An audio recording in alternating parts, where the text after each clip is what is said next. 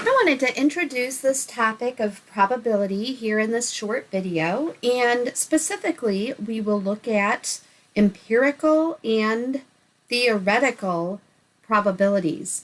There is some terminology that you'll want to become familiar with, and we'll look at some of that terminology, some vocabulary, and you'll want to know the difference between empirical and theoretical probabilities. Now, empirical probability has to do with doing an experiment. So if we did a coin toss,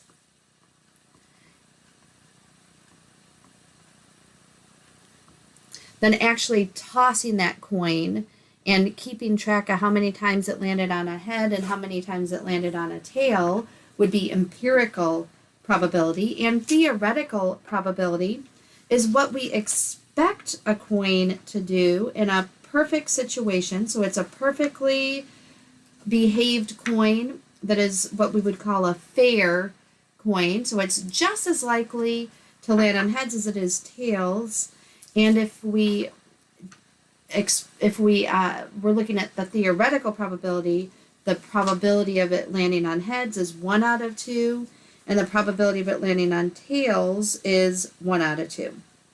So the theoretical probability can be determined by using a formula that we'll look at the next page. And we'll also look at specifically this idea of the law of large numbers, which ties empirical and theoretical probability together, because what the law of large numbers shows us is that when the number of times we do the experiment gets large enough, then the empirical probability is going to be equivalent to the theoretical probability. So if I just toss the coin 10 times, I might or might not get 50% of the tosses were heads and 50 were tails. But if I did it 1,000 times, I should get closer and closer to a 50-50. So here's some of the basics about probability. I'm not going to read all of these to you, but I do want to highlight that you should be familiar with these different terms. And I'm going to use some of these terms to look at some specifics about a sample space and some specifics about the probability.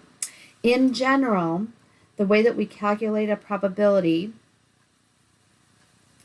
is we look at an event and count up how many times that event happens compared to how many different events are possible altogether. So the number of elements in the sample space is the denominator. That's how many possibilities there are. And the number of times that a particular event happens would be the numerator. One more page here of a few things to notice. One is that the probability of an event is always between 0 and 1. When I say to you, the chance of snow today is negative 100%. Negative 100% we would probably recognize as exaggeration, because the smallest probability really is going to be 0, because 0 would mean something was impossible. But however, think about impossibility. Is it possible for it to snow today? Today, for this video, is September 28th, 2020. Is it possible for it to snow today? I suppose it's possible that St. Charles, Missouri could have some snow today. It's not very likely, but I wouldn't say it's impossible. So really the percent of snow, the possibility of snow might be so small that it approaches 0, but it's not actually impossible. So it's not a full 0, though we may round it or estimate it to be 0. And 1 is the probability of something that is certain. Now, the probability of an event is always 1 minus the probability that that event doesn't happen. So if we go back to, or let's talk about a number cube or a 6-sided die. When I roll that 6-sided die, the probability of rolling a 3 is going to be, let me write this out for you. The probability of rolling a 3 is going to be 1 minus the probability of not rolling a 3. So the probability of 3 is 1 in 6. There are 5 numbers that are not 3. So I could say 1 minus 5 in 6 to get that same 1/6. But the probability is always 1 minus the probability of the complement. E prime or E apostrophe, some textbooks will put this little squiggly, not E, all means the complement of E. So the probability of E not happening. So let me say this just in common English terms. The probability of an event happening is going to be equivalent to 1 minus the probability not happening. The probability of an event happening is 1 minus the probability of the event not happening. Or the probability of the event not happening is 1 minus the probability of the event happening. And then finally, if we add up all the possible outcomes and then we calculate their probabilities, then when we add that together, it should always come to 100% or to 1. Let's look at some specific examples. Find the probability of getting a white ball. Well, there's only one, so I could say that the probability of this landing on white is 1 out of, there's a total of 8, so I could say it's 1 out of 8. You should also be able to translate that into a decimal, and you can do that by dividing the numerator divided by the denominator to get 0.125, and I should be able to change that to a percent, which is 12.5%. I changed 1/8 into a percent by dividing 1 divided by 8. And then I changed this 0.125 into a percent by moving this decimal 2 to the right, or by multiplying by 100. So I get 12.5%. The probability of getting a black marble, there's 1, 2, 3, 4 black marbles out of the total 8. You do need to be able to reduce these. 4 divided by 4 is 1. 8 divided by 4 is 2, so I get 1/2, which is 50% when I put that in division. 1 divided by 2 is 0.5, so I get 50%. For striped, it looks like there's 1, 2, 3 striped marbles out of 8 marbles total. So if I do 3 divided by 8, I get 0.375, or it looks like it's a 37.5% probability or chance of drawing a striped marble. Now when I go to not white, the only white marble was this one with the orange arrow pointing to it. That's our only white marble. So what I could do to get the probability of it being not white is say 1 minus the probability of it being white to get the 7/8. I could also just count them, and I count that there are 1, 2, 3, 4, 5, 6, 7. But that's the same as 1 minus the 1 to get the 7 not white marbles. So the probability of having a marble that's not white is 7 out of 8, or 87.5%, 87.5%. And what's the probability of getting white or black? Well, it looks like there's 3 that are not white or black.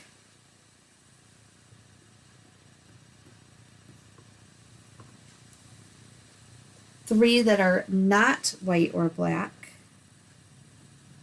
So the probability of it being white or black is going to be 1, 2, 3, 4, 5 out of the 8, or 62.5%. So for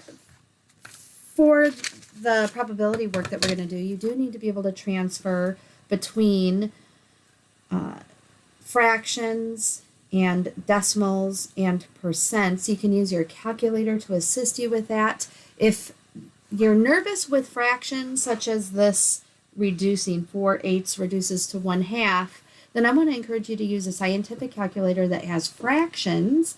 You could get some help with that if you need it. So come see me in the virtual office or visit with one of the free virtual tutors. But make sure you're comfortable with using your calculator or doing the arithmetic by hand to change from fractions to decimals to percents. Now let's suppose that you roll a regular 6-faced die, so a number cube. And if you rolled it 600 times, then empirically, how many times would you expect to get a 4? Well, there are a couple ways to approach this. How many ways can I get a 4 out of the 6 possible outcomes, a 1, 2, 3, 4, 5, or 6? There's only one way to get a 4, so 1 in 6 is the probability of getting 4.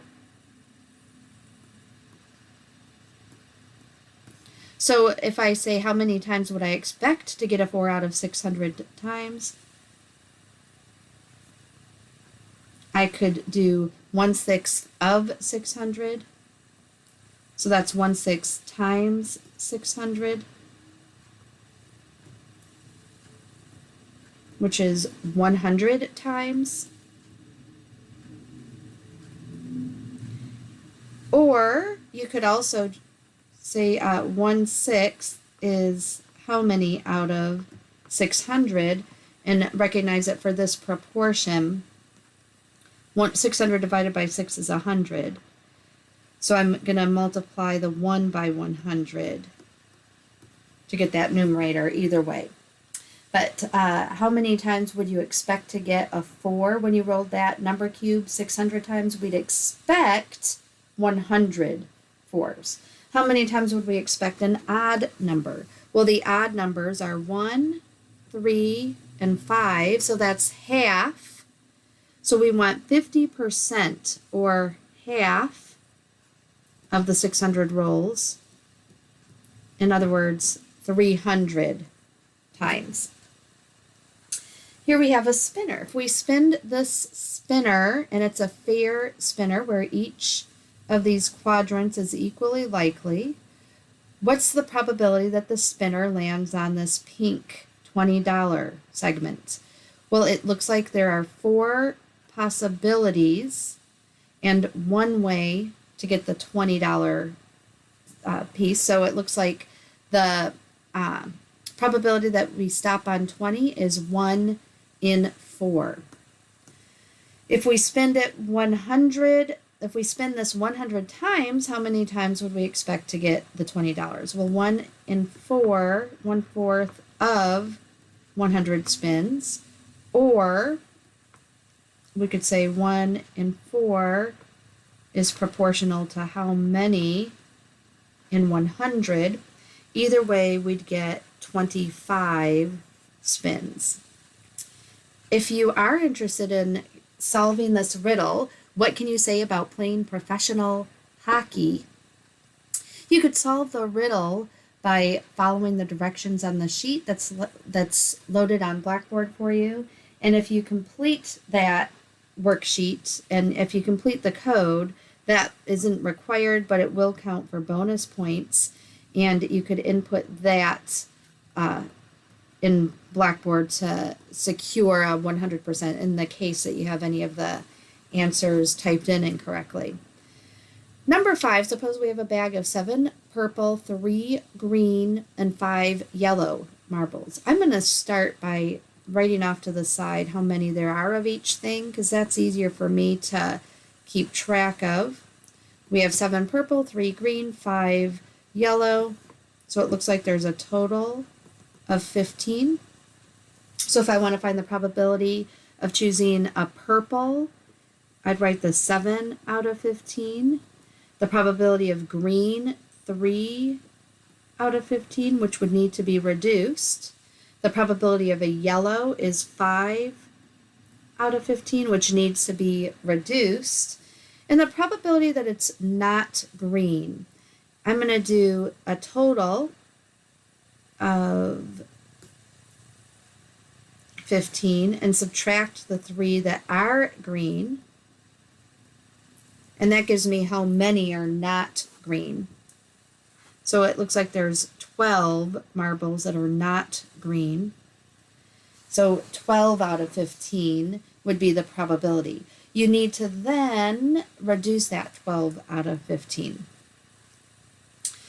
If we spin the spinner, we want the probability of A. If I count the A's, it looks like there's 1, 2, 3, 4, 5, 6 A's. If I count the B's, it looks like there's 1, 2 B's. If I count the C's, we've got 1, 2, 3, 4 C's for a total of 12.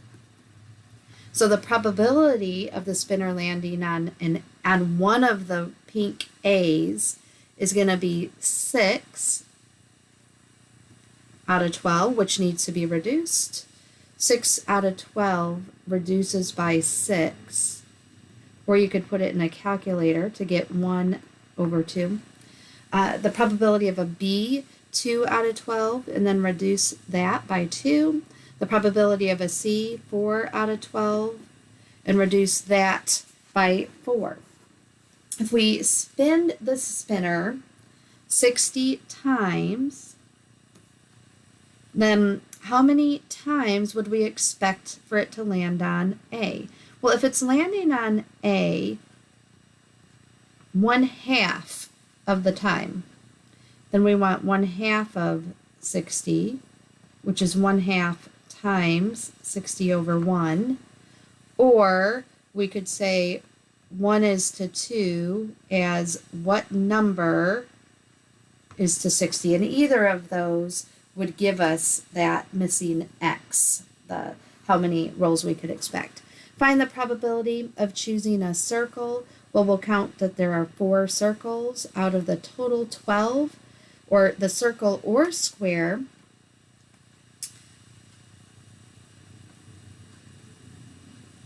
I could count these, or I could count the triangles and subtract that from the total number 12.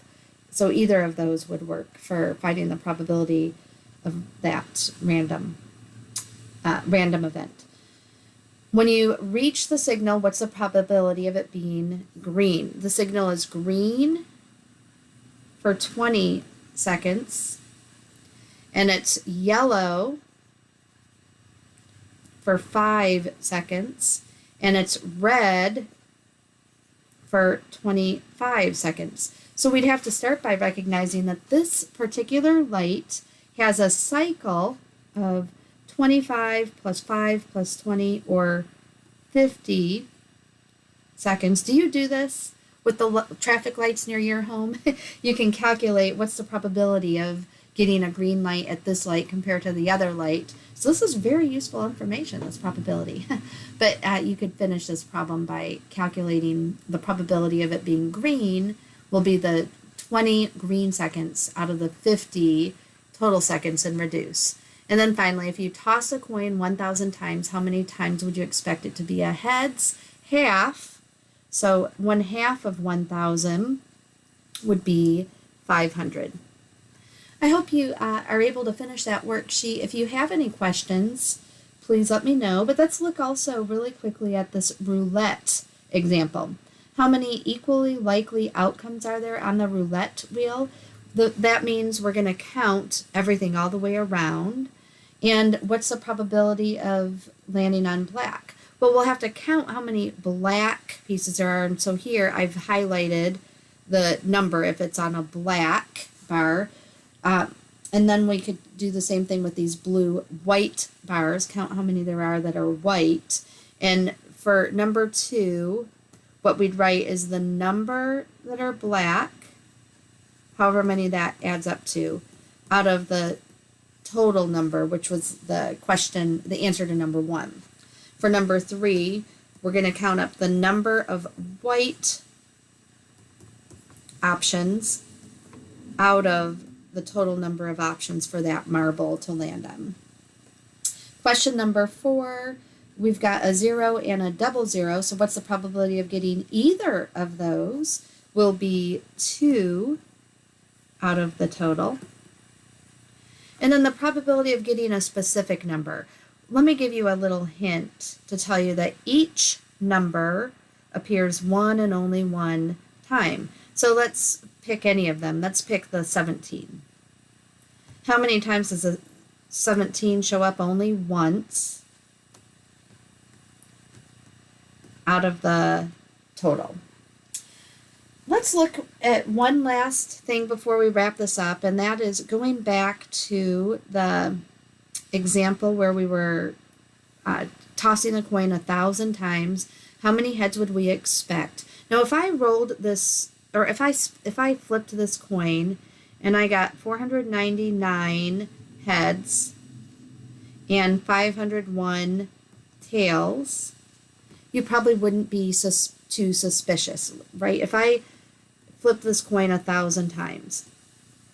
But if I flip this coin 1,000 times and I got 400 heads and 600 tails, we might start to get suspicious because a gap of 200 is a little bit too much to ignore. On the other hand, if I only flip the coin 5 times and I got heads 4 times and tails 1 time, do you notice that that might not be a reason to be suspicious? This 400 heads, 600 tails, I'd be suspicious because that's a large number of trials. The law of large numbers tells us that the more often we do an experiment or a trial, then the more often, or I'm sorry, the more trials there are, the more often we do the experiment or the more trials there are, the closer the empirical probability should get to the theoretical probability. So this 400 heads is suspicious because there were so many trials, where 4 out of 5 heads and 80% heads doesn't make me too suspicious about that coin yet.